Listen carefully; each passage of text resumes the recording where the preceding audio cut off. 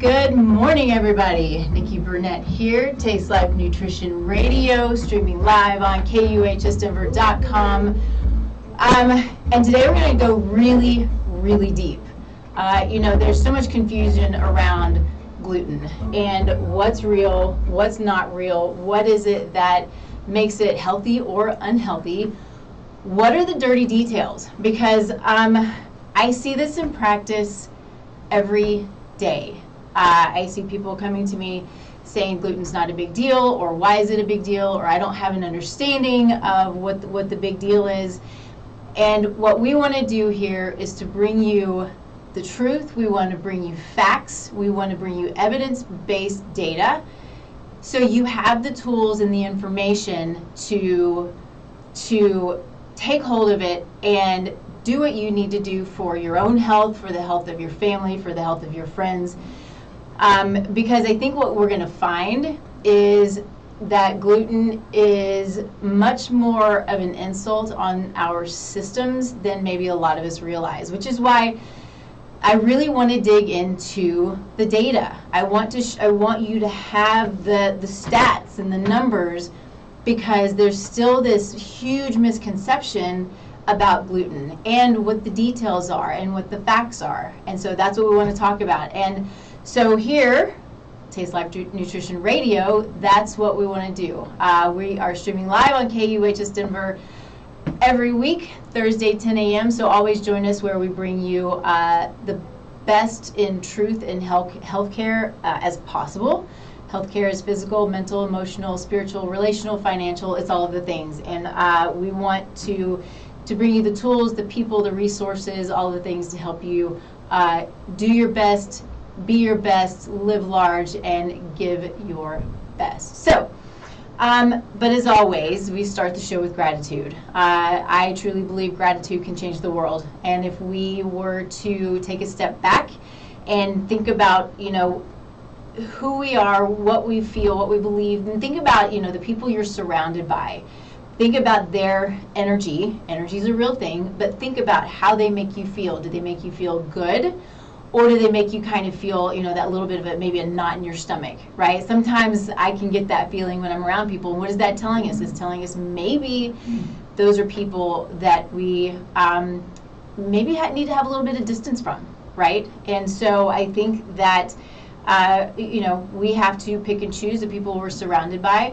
But if we choose ourselves to live in gratitude and surround ourselves by people who live in gratitude, what are we going to do? Those people who maybe are a little negative, we can start to bring that to them, right? We can rub off on them, for lack of a better word, and then we can all start living in gratitude. And it's amazing, because it brings us up to a different level.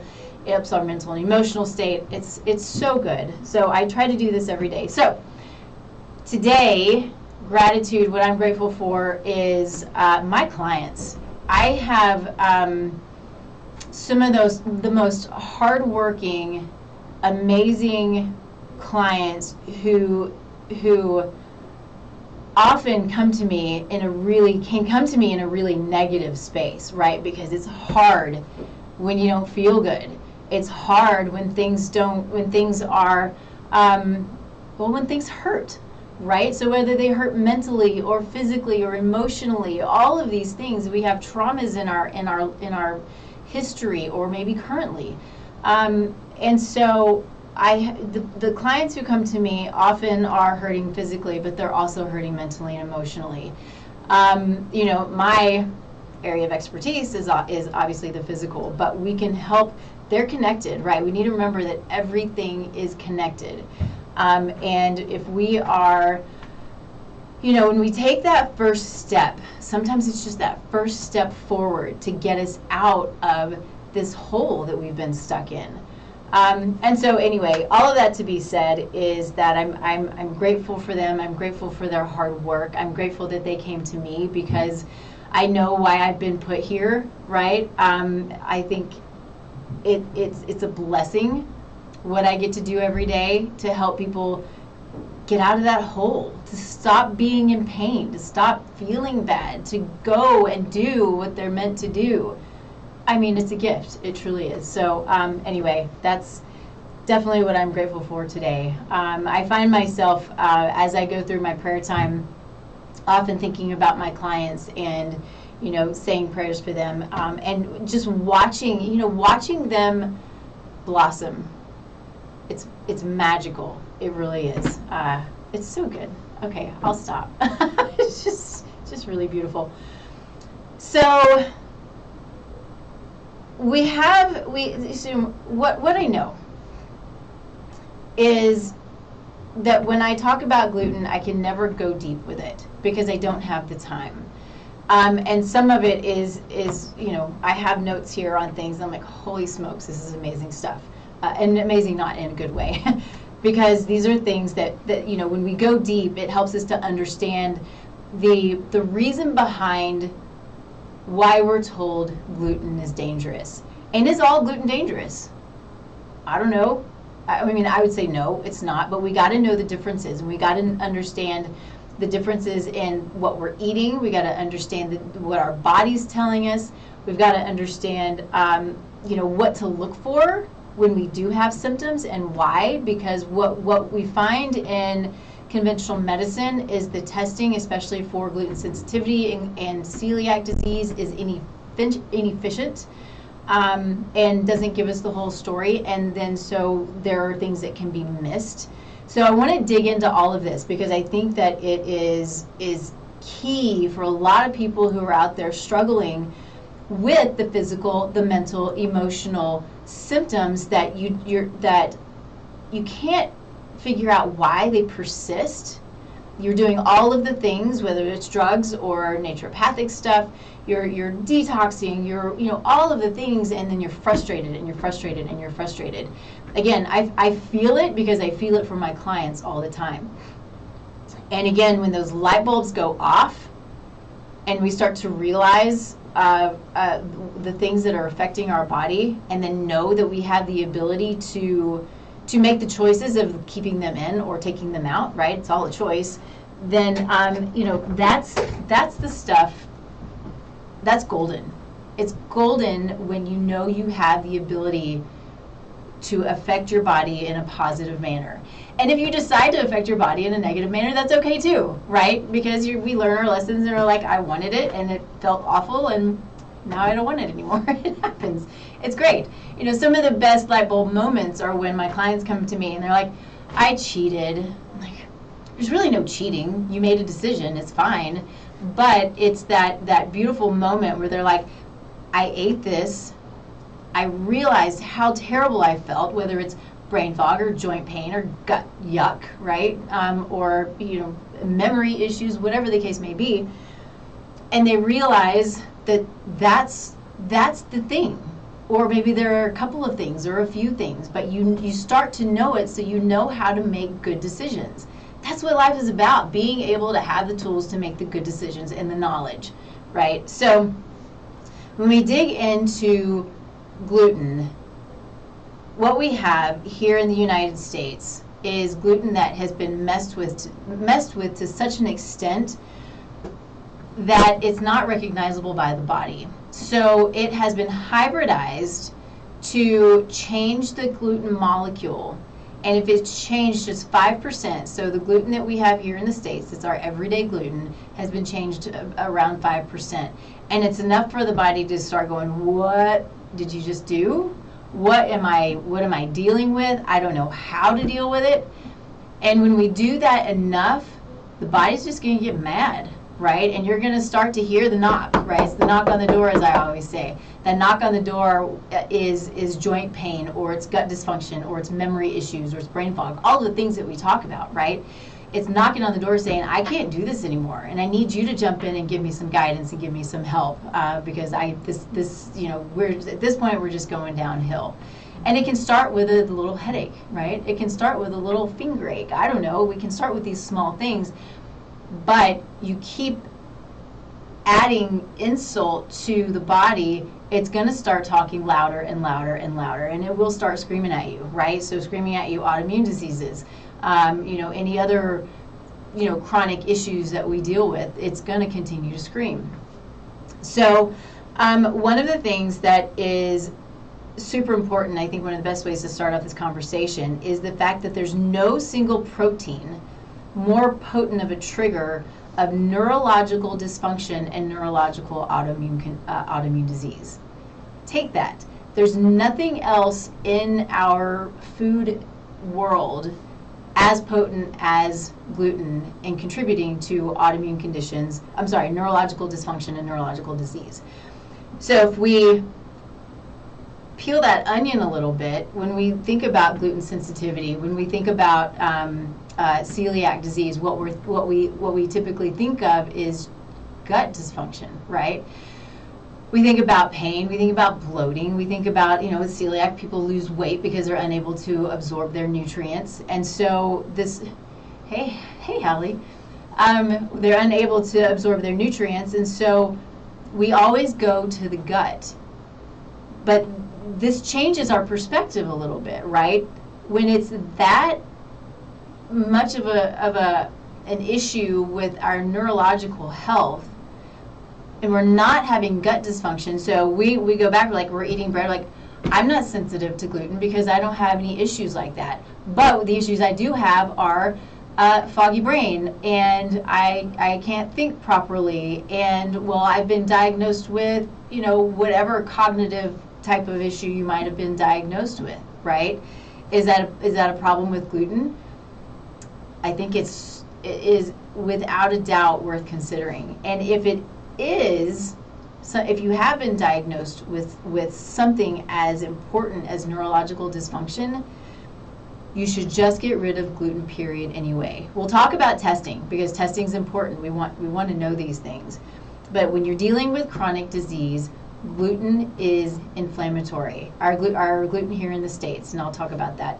But gluten is inflammatory. Get it out of your diet. And I'm not talking about a little bit. I'm not talking about mostly. I'm not talking about 99%. It has to be 100% out of your diet because it will take you backwards. Without a doubt, the body is so amazingly smart and beautiful. You eat a bite, you eat a crumb, the body is going to respond to it.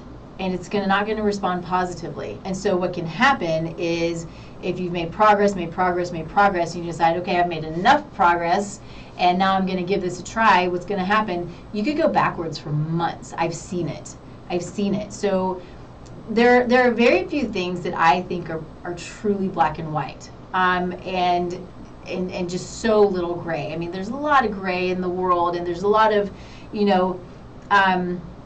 people ask me a question, and I'm like, it depends, right? So there's a lot of gray. Gluten, there's very little gray, especially in chronic disease, and especially in autoimmune disease. So the increase in sensitivities in the United States is rising like mad. So it's interesting because we can look at an epigenetic variant panel and we can see the potential for gluten sensitivity. Now, the potential doesn't mean that you're going to have gluten sensitivity, or the variants don't mean you're going to have it, but not having the variants don't mean that you're not going to have sensitivity. We can also look at variants and see if you have the potential for autoimmune disease. So what's really fun is when we can look at those variants and we address the situation prior to all of the things that can happen. And so we're mitigating, we're essentially creating our future. It's amazing. I mean, how cool is that? We have the ability to create our own future when we have the tools and the knowledge and the understanding. So, quick story. It's kind of a long story, but it's an amazing story. I think I've told it before. Anyway, point is, I get all wound up and excited. It's good stuff. So, I had a client, 18, who was anxiety, depression. She was 90 pounds at 5'9", right? She was young and suicidal and all of these things, that pimples on her face that kids shouldn't be dealing with, right? And she couldn't figure out what was going on. So essentially, what we did is we got rid of the top 5 top 5 most sensitivity causing foods, and ran labs and ran her epigenetic panel as well. And so what we saw is, well, let me back up.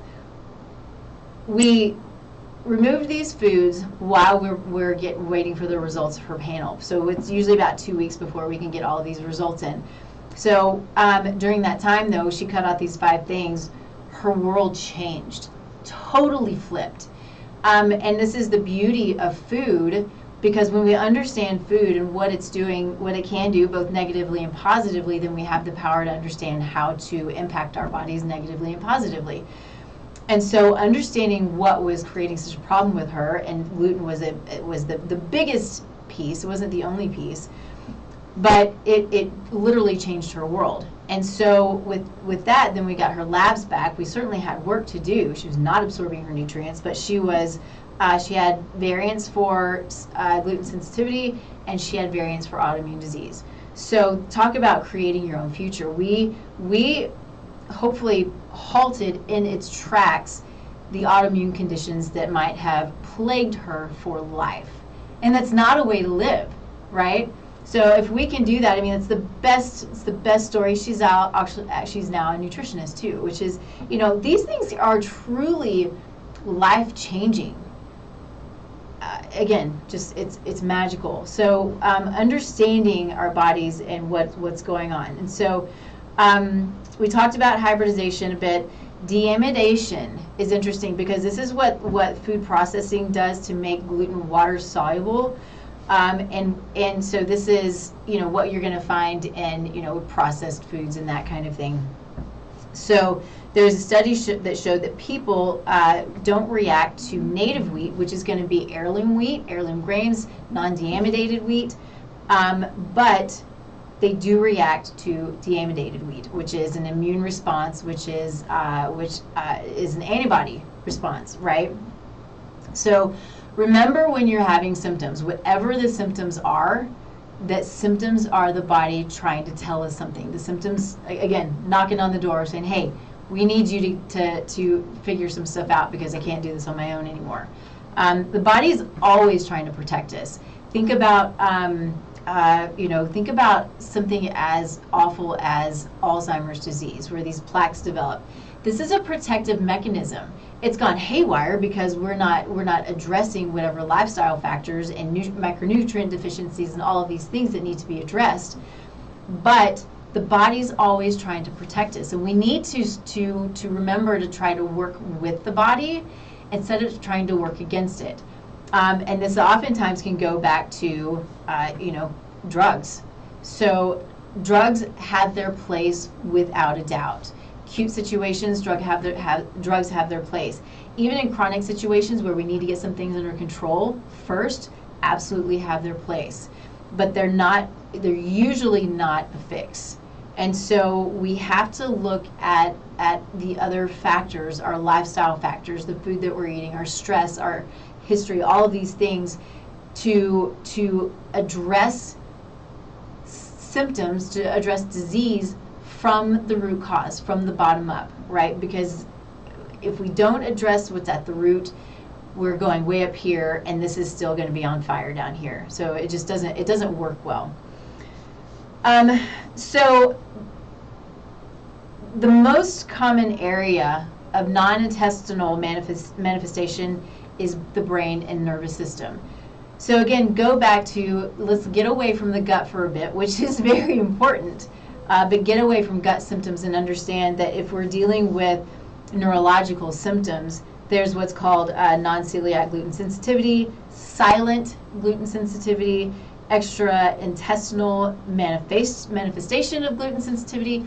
All this stuff means is that we have either, that we're having a gluten reaction, a gluten antibody reaction, an immune reaction to gluten that is outside of the gut. So it can be skin, it can be all of the nervous system, including the brain, obviously. It can be joints.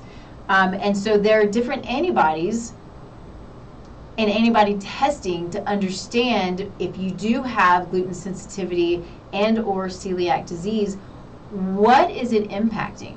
Because we can't just look and see if it's impacting the gut, right? So celiac disease, what we know about it is it hits the intestinal lining, and it degrades it essentially.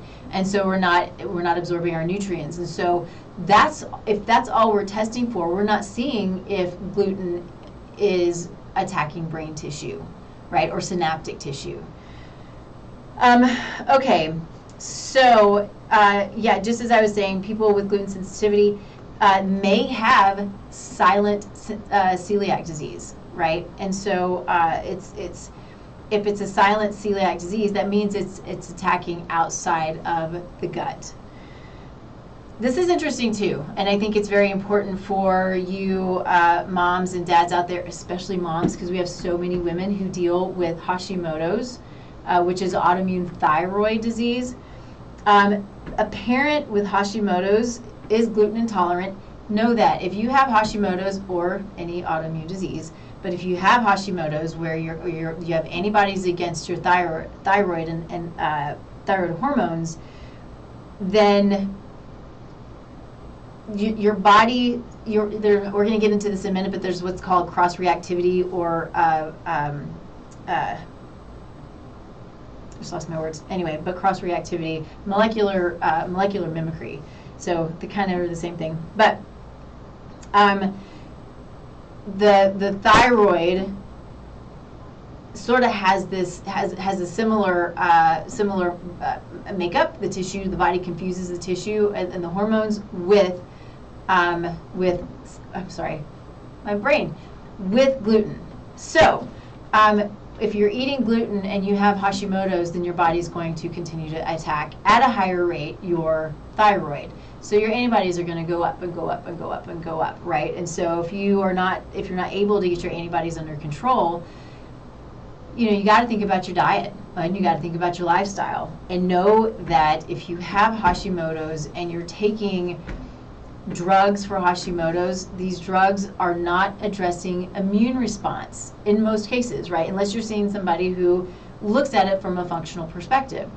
Drugs don't address the immune system dysfunction, they address the thyroid. When Hashimoto's is not a thyroid issue, the thyroid is being attacked, it's not a thyroid issue, it's immune dysfunction. So we have to look at it at a different perspective. So we've got to take that step back and say, well, I don't need thyroid drugs, I need to understand my immune system and what's happening, okay?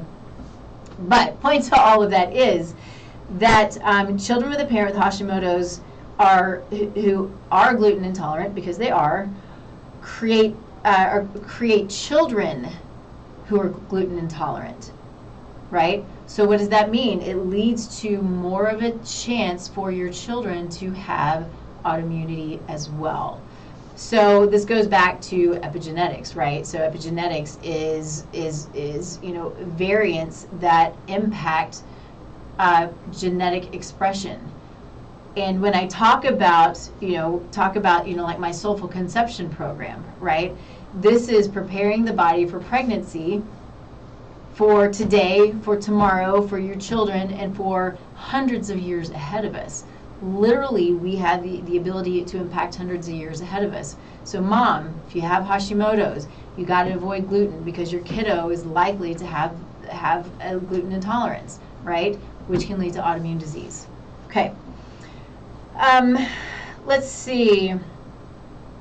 So studies have found associations between gluten sensitivity and disorders in every part of the nervous system. The brain, the spinal cord, the peripheral nerves that extend to the arms and the feet. So if you think about, if they extend to the arms and the feet, think about, any kind of nerve issues you're having down your arms and your feet, right? Neuropathies, things like that. Gluten can impact that, and it likely is impacting that. Gluten destroys brain and nervous tissue more than any other tissue in the body, including the GI. This is huge, and I don't mean to just keep reiterating this point, but I want to get away a little bit from just thinking gut, because we got to think about all of the other issues that we deal with. And let's see, let's move on to the rest of my notes. Okay, so I want to talk a little bit about, well, no, actually I want to kind of keep going on sort of the neurological issues, because what can happen is when we eat gluten and we have a sensitivity, or we have celiac disease, or we have silent celiac disease, this immune reaction that we are dealing with can break down the blood-brain barrier. So you hear me talking a lot about leaky gut, and leaky gut is certainly an issue. What we need to think about is the epithelium is, it's lined with cells that are, so when I talk about the epithelium in the gut, or the cardiovascular system, or the brain, right? This is all protective. They have cells that are super close together. They're supposed to be, really, really, really tight. And so what can happen is there is I think it's a protein, but it's a protein called zonulin, goes up and it pulls the cells apart either from each other, or it can actually split the cells. This is not okay. But what happens, this is a normal, natural process. It happens in pregnancy. I think it happens in times of starvation. Not a good thing, but it's something that is a normal process in the body.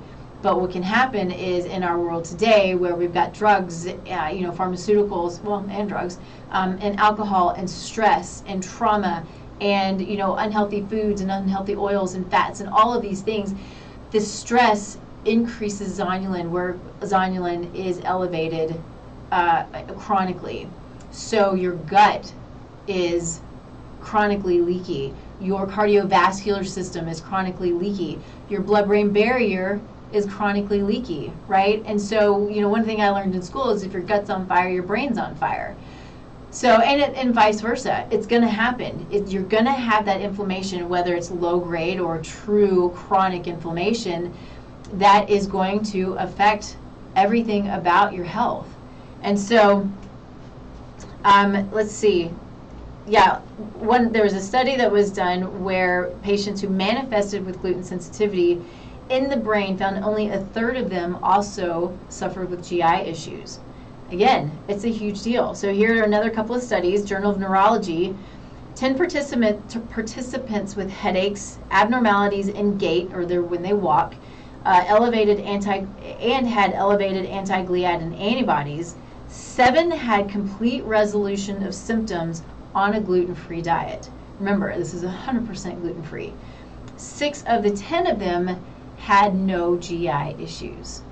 All right, so big deal. And so another thing for us to know is, and maybe I've kind of already said this, but so many people today are dealing with depression and anxiety.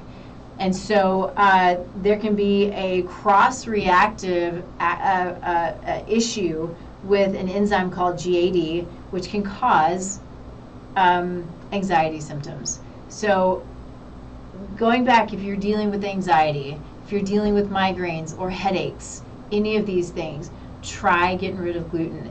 And I'll get more into this, but 2 weeks is not enough. Okay, that's all I'll say for now. Okay, let's see. So I want to read this list off to you because I think it's important, and it's kind of long. But these are things that I think if you're dealing with this, I think that you need to hear it so you know that this is something that you might want to consider addressing. And so, gluten has been shown to be a significant trigger in psychiatric disorders, movement disorders, sensory ganglionopathy, ataxia, general neurological impairment, neuromyelitis, multiple sclerosis, okay, again, all autoimmune conditions, neuropathy, myoclonus, apraxia, myopathy, neuromuscular disease, multiple symptoms atrophy, cerebellar disease, migraines, hearing loss, cognitive impairment, dementia, restless leg syndrome, and disorders in virtually every part of the nervous system. That's so much of what we're dealing with. Think about Alzheimer's, think about Parkinson's, think about all of these things. Now, there are many, many factors when you go into some of these amazingly chronic and scary diseases, right? But even if gluten is not a key factor, well, I think it probably is a key factor, there are lots of them, but the more stress we can take off the body when we're dealing with things like this, then the better our body is at repairing. So there may be a lot of things you need to address. And so going back to the black and white with autoimmune conditions, and I would put in there, all chronic conditions. Put in their Alzheimer's, put in their Parkinson's, all of these things that are awful and scary, right? That gluten and dairy should never, ever be a part of your diet. Ever. It is very black and white. And it sucks, right? I get it. It's not fun. It's kind of not fair, but it's sort of life. And when you, again, going back to having the knowledge, you know how to make the decisions. But these things are so impactful. And just a little bit on dairy real quick. Conventional dairy is problematic, period. It's not a food. The body doesn't recognize it. The body doesn't break it down well. The body doesn't utilize it. It just causes mucus because the body's like, I don't know what to do with this, so here's a bunch of mucus to protect the body, to protect me, to protect you, right? That's what it's doing. It's trying to be protective. And so, I hear all the time, and it happens to me too, eating conventional dairy, I get snotty. I cough, I sniff, those are things that it happens. For me in particular, I don't have any autoimmune conditions, but I know conventional dairy does that to me. Raw dairy does not. If you have an autoimmune condition, raw dairy is still not your friend. Stay away from it. 100% stay away from gluten and dairy. Okay, so I want to talk a little bit about labs because, as I stated early on, is the labs that we have, I think especially in conventional medicine, are not complete. They're just not complete. They don't look at all possibilities, and that's what we need to understand. I do a stool panel, a GI panel that I love, and inside of this GI panel has a marker for gluten sensitivity. But what I know about it, it's a very general marker. It doesn't give me a lot of details. It can tell me, yes, the number is high, so there may be gluten sensitivity, but it's not telling me what it's impacting or affecting. It's not giving me the details. And so if somebody is going to refuse to give up gluten, then we need to run a panel that is a full gluten panel on all of these antibodies, so we know what it's impacting, and is it truly celiac disease? Is it sensitivity, but a sensitivity that is impacting the GI or the brain or the synapses or the skin? I can go on and on. So I think what's important to you to understand about gluten is, we call it gluten, but gluten's a very general, very broad term. It's not just gluten. There's gluten and gliadin and glutenin. I mean, my understanding, so in one of the labs that I do, we look at 35 or so different gluten proteins that people have the potential to be sensitive to. I believe, though, there's probably closer to 100. We don't test them because the sensitivity levels are lower, I think. We can only test them, well, it's not true, we can test a lot, but point is, we test about 35 of these. So it's not just about gluten, but there's also non-gluten sensitivity. So you eat a piece of toast, and there is something that is not gluten that is that's potentially a sensitivity for you.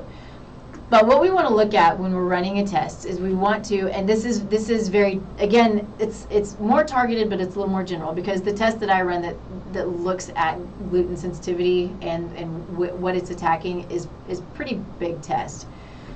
But there is transglutaminase 2, which is classic celiac disease. So if a client comes to me and says, I've been tested for celiac disease and I don't have it, that's probably what's been tested. It's not enough. Okay, so we also have transglutaminase 3, which is for skin issues. So you've heard about, well, you might have heard about, but it's dermatitis herpetiformis. It's like I have to read it so I say it right. But that can be from having celiac disease, or is likely from celiac disease, because this is the autoimmune, or the antibodies are attacking skin tissues. Then you have the transglutaminase 6, which is the nervous system, when it's attacking the nervous system. So if you are struggling with any kind of brain issue, then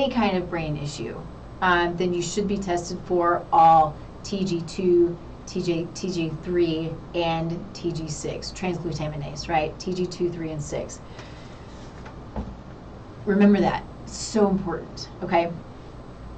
I was talking a little bit ago about this really cool, although difficult, situation called cross-reactivity or molecular mimicry.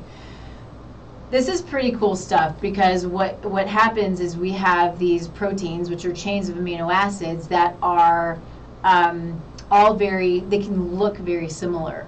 And so when the immune system goes after tissue that it's not supposed to, or maybe goes after a food that it's not supposed to, it's because these chains of these chains of amino acids are so similar that the body gets confused. I'm going to say this too. I don't think the body gets confused. I don't truly understand it, and I don't think that there's a really good understanding of this anyway, going back to the fact that the body is always trying to protect us.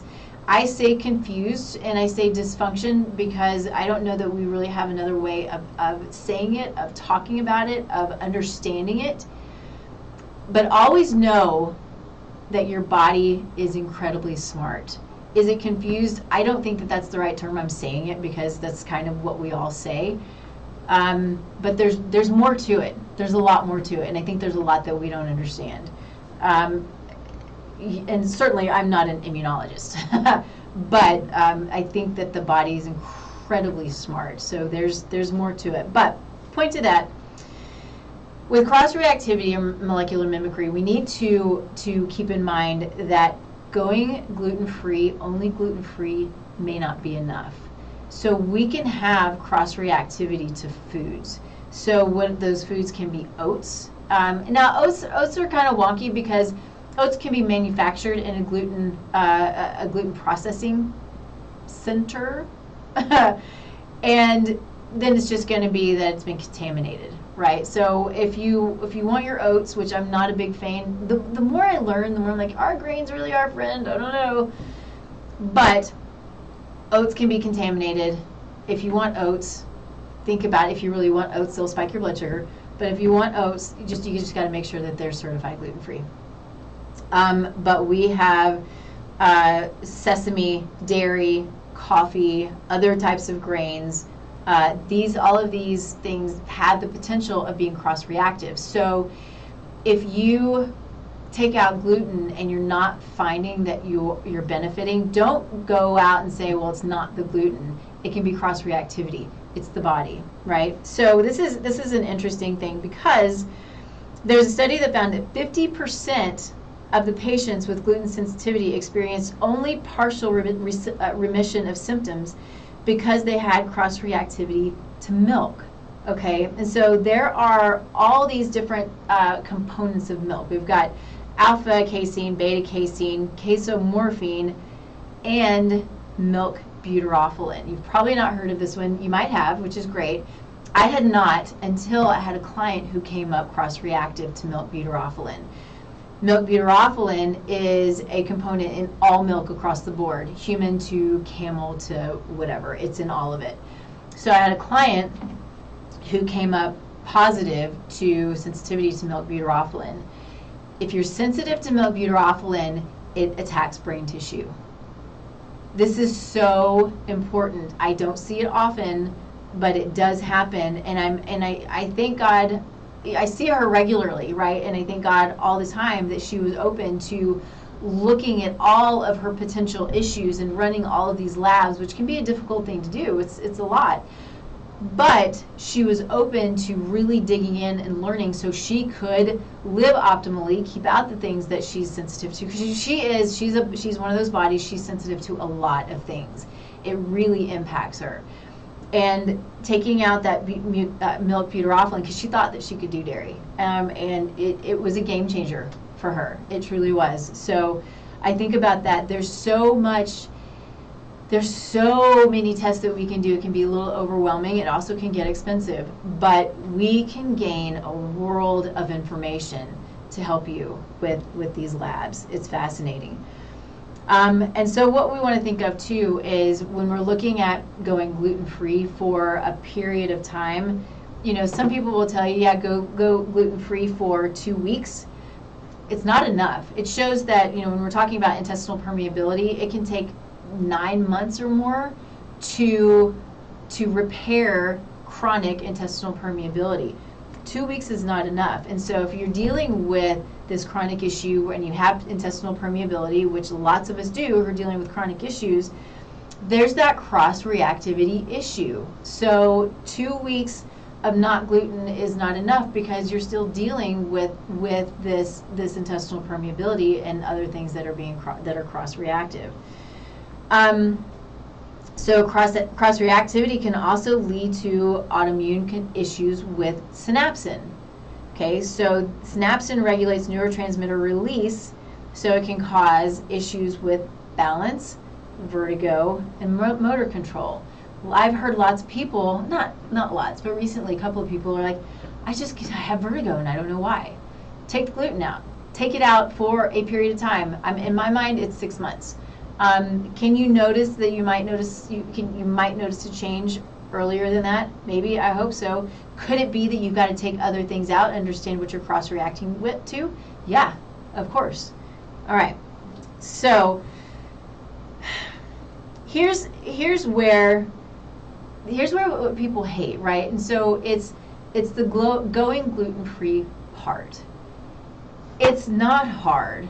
It kind of stinks at first. You know, my own story. Yes, I'm a nutritionist, but I love beer. I love good craft beer. I'm a big fan of big stouts. You know, I love big beer. You know, it's kind of like my coffee or my food. You know, the more flavor and good wine, right? The more flavor for me, the better. I'm like, yes, just bring it on. You know. And so that was what my husband and I would do periodically. Is we moved here to Colorado. We're like, let's go to the brewery. Let's check out some new beer. Let's check out some new beer here. And we would, taste test and compare. And it was just so much fun. And it was the thing that we did together. We were both beer people before we came together. And so, when we came together, I mean, I don't know if that's why he married me, but maybe. So then, I'm realizing, and this was going on for years and I didn't know it, but I was, constantly getting pimples and these little ones here on my chin and around here, and then it got to where they just got bigger and bigger and they would become cystic all around here. I still have little scars here from it, but they would last for months, even down like here. It was bizarre. What is going on? So I didn't put it together. I go to nutrition school. I still didn't put it together, and then I went, I wonder what would happen if I get rid of gluten. I got rid of gluten, and I bet it was 2 weeks, a month, every pimple that I had was gone. And they hurt, and they were ugly, and they were awful. My poor husband is like, what is happening? But, it stunk because it took away one of the things that we love to do.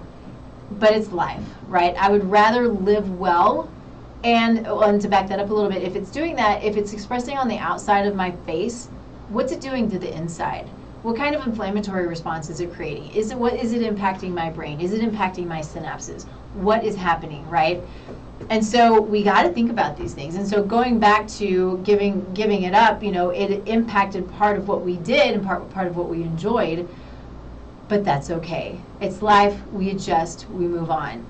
And when you're one of those where it impacts your health in a very different way, your mental and emotional health, right? Once you realize that this is one of those things that you can mitigate, that you can eliminate, and it's going to change your world, it becomes not such a big deal, right? The great thing too, I say it's great, I mean, there are so many gluten-free options. We have to be careful, because just because it's gluten-free doesn't mean it's healthy. Just because it's gluten-free doesn't mean you're not going to react to some of the components because they're cross-reactive, right? But we have really amazing options today when it comes to gluten-free. And it's happening because so many of us are sensitive to gluten. or its cross-reactive components, right? So lots of great things out there, and lots of great things if you are dealing with autoimmune disease. Dig in a little bit, because there are very specific things that need to be done in order to bring autoimmune disease to a place that's manageable. I have had clients who work their asses off, and their autoimmune disease, like ulcerative colitis, rheumatoid arthritis, the list goes on. These are kind of the main ones for me. Oh, Hashimoto's. But I have also had clients who get to that point where they're like, okay, I feel fine now. I'm going to have even just a bite. I just want a bite of the cake that's a regular cake. What happens? They go backwards. They flare. They can't move, right? It's no fun. So it's a learning lesson, and that's okay. But knowing the impact that it's going to have is huge. Celiac is not fun, and it's not a good thing, but at least you know when you've been exposed, because you have such intense reactions to it. Whereas when you're sensitive, or you have, say, RA, sometimes we don't put that we had gluten to the flare that we had in our shoulder or our knee or our thumb or whatever the case might be, right? And sometimes it can take a little bit of time for it to flare.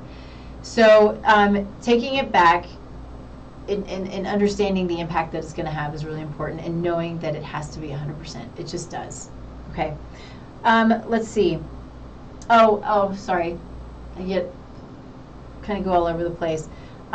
Just remember, when it says gluten-free, look at the ingredients, understand the ingredients. Sorry, I'm losing my battery here. Understand the ingredients, and know that no matter what, you need to feed yourself. This is about feeding yourself. It's not about just putting food in your belly. The nutrients within food are what tell our body what to do, good and bad. And so good, healthy food is going to give our body good direction. So feeding ourselves nutrient-dense food is key to living a healthy life, yes, but to managing autoimmune conditions and other chronic diseases, okay? So let's see, what else? Yeah, one of the things that I wrote here, and it's not, I think it's just to reiterate that just a bite really can take you backwards for months. I've seen it, months. It's not fun. So we're talking about transglutaminase. So transglutaminase is an enzyme. We've got the 2, 3, and 6 in the body. But transglutaminase is also an enzyme used in the food industry. So this is interesting. So it's used to tenderize meat, and it's so gross to me. But it's also used to, it's like a glue to hold processed meat together. It's disgusting. Don't eat processed meat. I mean, talk about inflammatory. It's a huge problem. But people with positive transglutaminase, whether it's 2, 3, or 6, may also react to these foods. So this is another reason why you just stay away from unhealthy processed foods. Not doing you any favors. It can create an autoimmune reaction. It can create an inflammatory response. It's just not good. Plus, most of these types of meats that look like this, like think chicken nuggets and stuff like that, they are full of nitrites. You heat nitrates and nitrites, they become a carcinogen. They convert into nitrosamines. Huge problem, carcinogenic. So it's like this multiple whammy, right? There's lots of whammies that you don't want to deal with. So let's talk a little bit about non-gluten proteins. So a lot of us at this point have probably heard about lectins. And I want to talk about this because lectins are in a lot of foods. They're called anti-nutrients. They are protective nutrients in the plants, and some people are really sensitive to them. We can test for it, which is super cool, right? We can test to see if we're sensitive to them.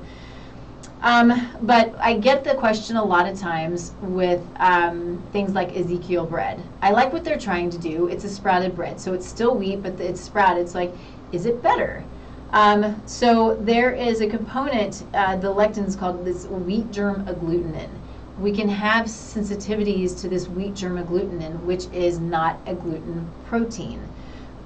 So what it does is it passes through the blood-brain barrier, attaches to the myelin sheath, inhibiting nerve growth factor, right? So you may not test positive for gluten antibodies, but you can have a sensitivity to this wheat germ agglutinin. So really important, and that's, again, it's stuff that we can test for, that we want to look at.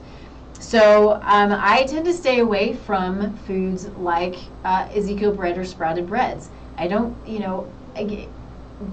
they're trying to do the right thing, I assume, but it doesn't mean that it's the best thing, okay? Then there are opioids, which is kind of crazy and cool, but we have, this is not necessarily a sensitivity, but it's an immune response in the nervous system. So we have these opioid receptor sites, these morphine receptor sites, right? And so dairy, gluten, these things can impact these receptor sites. This is why we often go, think to ourselves, or we say out loud, and some people scream it, I have to have my dairy, or I have to have my bread, or I have to have my pasta. It's because it's this impact on these opioid receptors, right? And so we can have glutamorphin, protomorphin, and what can happen with these is if this is an issue for us, it can actually create withdrawal symptoms. So we want to be careful with that, because withdrawal can be really ugly and can be painful and yucky. So I wanted to go through this list of hidden sources of gluten. This reminds me too, what I wish I had done before this is put together this list, just sort of a giveaway for people to have, because it's so tricky to know when you're looking at a box or a bag or whatever it is that you're looking at, and you're trying to go gluten-free. When something says modified food starch, doesn't sound so bad. Doesn't sound bad at all. But what is it? It likely is a gluten product, right? Food emulsifiers, food stabilizers, artificial food coloring, which is problematic and potentially carcinogenic anyway. We don't want any of that stuff. Malt extract is in a lot of stuff. Dextrins, clarifying agents in some wine. Condiments. Condiments are full of gluten. So many of them, especially if you're going to the regular grocery store and buying off, the regular whatever brand, they likely are going to have gluten. So many of them do. Deli meats, again, a lot of them have gluten in them. It's holds them together, as well as your transglutaminase glue. It's just all weird stuff. Just kind of disgusting. Beer, obviously. Getting into that though, we're doing some, I say we, the world, society, doing some really cool things with beer. There's a brewery close to me called Riccoli that I love. They have really great beer. It's beer brewed the normal natural way, but there's an enzyme that you can put in the beer that breaks down the gluten. There are also enzymes that we can take that help to break down the gluten. So if we accidentally eat gluten, right, or maybe we want to eat gluten and we don't want to have a reaction, or at least minimize the reaction, we can take enzymes that help to break that down, so it's not as much of an intense reaction. You just got to have it on you, right? But there are companies like Riccoli. There's also one called Holidaily. They don't have any gluten-containing grains, but I love Riccoli. I think their beer is really, really good, and it's called gluten reduced, right? But a lot of people who are dealing with celiac even have the ability to drink it because it's almost nothing. But doesn't mean that if you have celiac, just to go and drink a gluten-reduced beer, you got to know what you can handle. Okay, so this is not telling you to go drink a bunch of beer. Soy sauce. I have a client currently who she was doing so well, right? She needed to do an elimination diet. She wanted to kind of work through these things. She wanted to know her body. And she ate something and didn't realize it had soy sauce in it, and it did, and then she read it, and she was like, I must be sensitive to soy. And she had this horrible, brain foggy, tired, fatigued, horrible feeling. She's like, I haven't felt this way in months, because she was doing so flipping well. It was so fun to watch her just develop. It was awesome. But I had to ask her, I was like, okay, so it was soy sauce. Is it the soy or is it the gluten that's in the soy? Because soy sauce has gluten in it. So she was able to kind of, fish it out a little bit and figure out what it was. It's not necessarily the soy, but it was the gluten in the soy. She's having really massive reactions to this stuff. And so remember that. Remember that when you're going to the sushi restaurant, right? You can get tamari. Tamari is soy. It also tastes better. It's much richer, much more deep depth of flavor as far as I'm concerned. Still soy, but it's fermented, so I don't mind tamari as long as it's organic, right? But soy sauce is just a no-go. It really is. Imitation crab meat. Who would have thunk? I mean, for the love of Pete, the stuff that they have to do with food. And then shampoo. Shampoo can have gluten in it. So think about if you are sensitive or you have celiac disease, it's awful that we've got to look at our shampoo and make sure it doesn't have all of these ingredients in it, including gluten. So, I guess it's just the thickener, it's the stabilizer, whatever it is. It's all of these things that you might be doing so well and you're not eating it, and you know what your cross-reactive foods are and you don't eat those and you're still reacting. Why the hell are we reacting? Maybe it's your shampoo. So there's a lot to this. There really is. But I think having this deep information about the potential problems with it is so important to helping us to understand, to create a healthy body, and then going back to creating health for generations. This is one of those lifestyle factors that will impact health for generations. So important to remember and to recognize. And as long as we're in a place where we continue to screw with our food, we have to try to stay on top of it. It's not always easy, but it is on us as individuals to learn what we can, and that's why we have guides. That's why I have people who already know the information. Like, I have a bookkeeper, right? I can't stand to do my books. It makes me crazy, and it's certainly not what I'm good at. So I have somebody who guides me, and we meet on a regular basis, and we talk about my numbers, we talk about the books, because she's the expert, I am not. And if I have an issue, then I reach out to her. Same with my own health, my mental and emotional health. I reach out to my was she a coach? She's not a therapist, but anyway, whatever she is, I reach out to her for those things because that's not my expertise, right? This is my expertise. So I'm here to be a resource. I'm here to give guidance. I'm here to give love.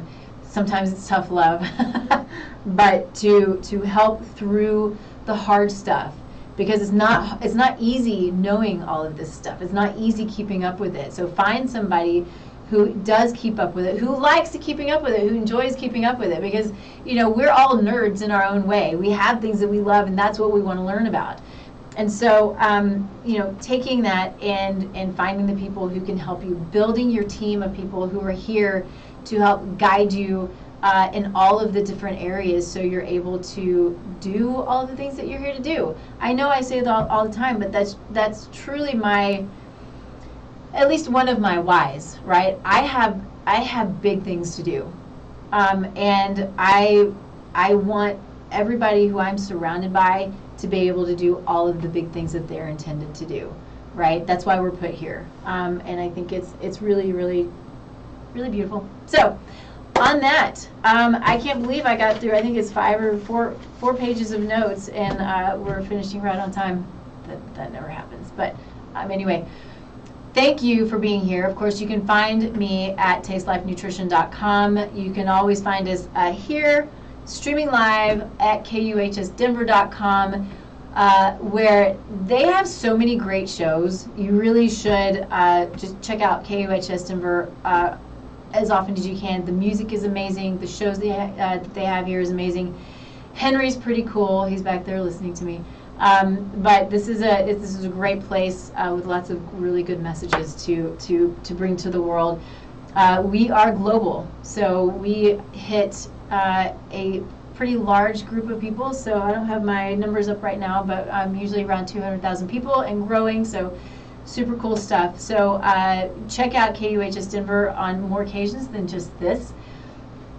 Find me at Taste Life Nutrition on all of the social medias everywhere, and let me know if you have questions. If you have questions, certainly about Soulful Conception, which is my program that is preconception planning. What is preconception planning? It is taking care of us now, optimizing now, reducing symptoms now, getting as healthy as possible now, prior to the point of getting pregnant, prior to conception. Because as I've said multiple times, your health today will impact your pregnancy, It will impact, and this is for men and women, right? It's both, but it will impact that baby. It will impact delivery. It will impact that child as that child grows, as that child begins to also then start to create and procreate. Again, this is impactful for hundreds of years. The data shows 7 generations. It's massive, it's magical, it's beautiful. It also holds us accountable. I'm accountable for myself, and I'm accountable for my actions. And I hold on to that. And we each are, right? We're each accountable to ourselves and our own actions. And so it's a beautiful thing. It's not always easy, but it is a beautiful thing. So, all right. Find us here again next week, 10 a.m. Mountain Standard Time on KUHSdenver.com. And then all of the other places, of course, this will be the podcast as well. So you'll find us, you can find us as a sort of the replay, YouTube, Spotify, all the places. So, okay, I'll stop. Thank you again. We'll see y'all here in a week. Bye.